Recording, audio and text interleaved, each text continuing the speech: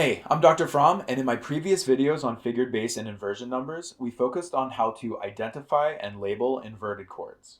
But knowing how to label them is just the first step. Today we're going to talk about how composers actually use those inversions, what they do, why they matter, and how they can make your harmonies smoother and more expressive. Inverted chords happen when the bass note is something other than the root. That gives us first inversion with the third in the bass, second inversion with the fifth in the bass, and for seventh chords, third inversion with the seventh in the bass. But here's the thing, root position chords are still the default. Composers mostly use inversions to connect root position chords more smoothly. Let's say you have some root position chords, but their roots are a third apart, or a fourth apart.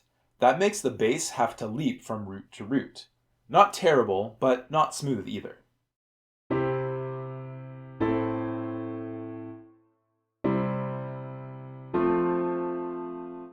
Composers use inverted chords to link these root position chords together by step.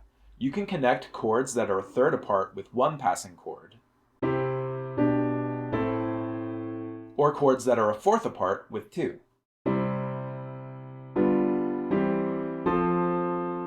This works in both directions, ascending and descending, and it's everywhere once you know what to listen for. You'll find all of the different inversions of triads and seventh chords doing this job when the bass moves by step. Now, check this out. This is called the rule of the octave, and it's one of the tools that keyboard players used in the 1700s to become better at playing figured bass. Here we have a bass line moving completely by step, up and down the scale. The rule is that the 1 and 5 chords are in root position, but all of the other chords are inverted. There are a few options for each of the inverted chords. These are just some of the possibilities.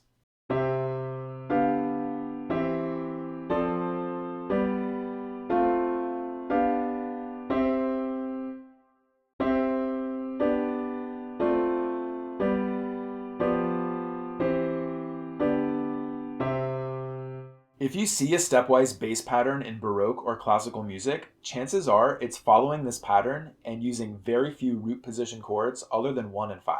This also demonstrates a few tendencies of specific chords. You can find first inversion triads anywhere with the bass stepping up or down. First inversion seventh chords almost always step up to the root of the next chord. 2-6-5 moving to 5 and 5-6-5 moving to 1 are very common important progressions. Second inversion triads and seventh chords can go either way, and these are some of the most common ones. 5-6-4 in between a 1 and a 1-6 chord, 5-4-3 stepping up to 1-6, and 2-4-3 stepping down to 5. Third inversion seventh chords almost always step down to the third of the next chord. In fact, virtually every 5-4-2 chord you will ever see will be followed by a 1-6 chord.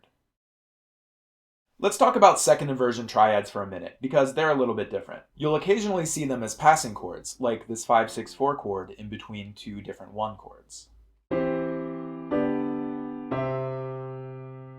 But you're more likely to see 6-4 chords in a different context, when the bass doesn't move at all, like this 4-6-4 chord sandwiched in between two 1 chords. Or this 1-6-4 chord that leads to a root position 5 chord. You'll almost always see 6-4 chords in one of these 3 ways in classical music, and they have special names. The passing 6-4, the pedal 6-4, where the bass doesn't move, and the cadential 6-4, which is a 1-6-4 chord leading to a root position 5 chord at an authentic cadence. You'll also occasionally see a bass line leap to or from inverted chords. This is one of my favorite progressions, called the champagne progression, and this is where the bass leaps down from 1 to 4-6 to 1-6, while the soprano moves in contrary motion the other way.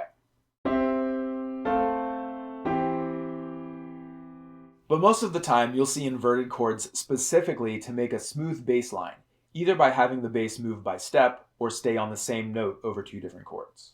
Let's look at how this works in real music. In I Dreamed a Dream from Les Misérables, the bass line descends from scale degree 1 all the way down to 2, and then it goes to 5 and loops back again. What makes it work so well? Inverted chords. Each downbeat is a root position chord, and the chords in between are passing inverted chords, and the last 2 chords are 2 different chords over the same bass note.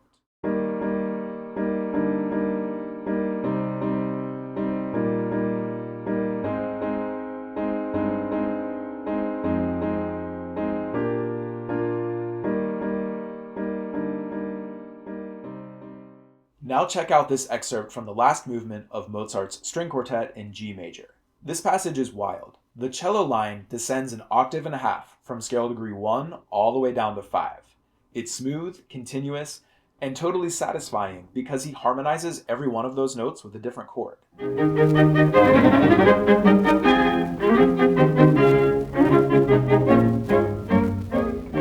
How does Mozart pull this off without weird leaps or awkward harmonies? Inverted chords. Lots of them. And yes, he even uses a root position 7 chord, moves from 2 to 4, and moves from 7 to 2, things that usually raise eyebrows in theory class. But they all function as passing chords within a seamless, stepwise descent. Some theory rules are relaxed in certain contexts, and passing chords are one of those contexts. Inversion isn't just a way to label chords, it's a tool, a strategy. Composers used it to break the so-called rules and make music flow more beautifully. Give it a shot yourself. Try harmonizing a stepwise bass line, connecting a few key root position chords with inverted chords. Or take a song with a jumpy bass line and smooth it out by adding in passing chords in inversion.